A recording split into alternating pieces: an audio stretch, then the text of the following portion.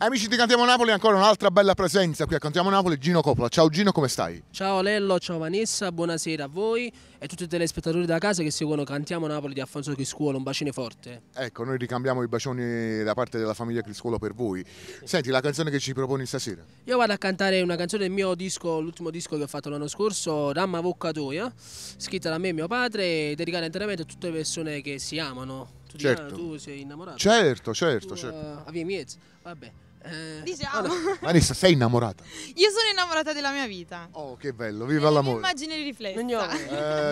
Che bella cosa, viva l'amore. Quindi noi questa canzone la dedichiamo agli innamorati. Sì. Insieme a Gino Coppola, Valessa De Matole e Lello Ferretti vi diciamo guardateci perché noi siamo Cantiamo Napoli!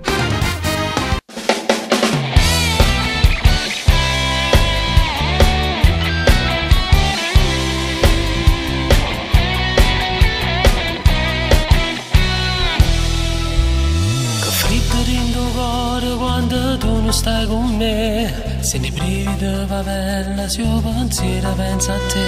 Tu stai di braccinate, ti stai scordando di me, e poi torna presso, tu ritorni a me chiamare. Quando tutti e due, troppo tempo, vita mia, basta non ce la faccio, ma pace mi sta pazzia. Tu non sei con me, ma sto soffrendo, e scendo mi fa un prezzo che ti sto aspettando a cara.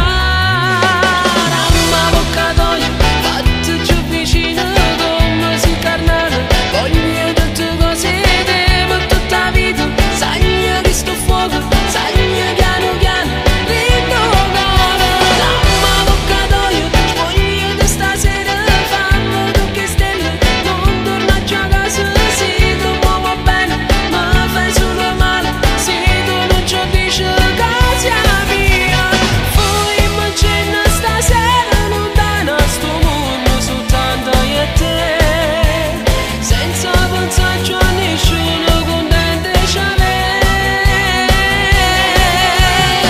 Ma Voccatoia, come si canale, ma rimella ancora, che tu bene solamente a me.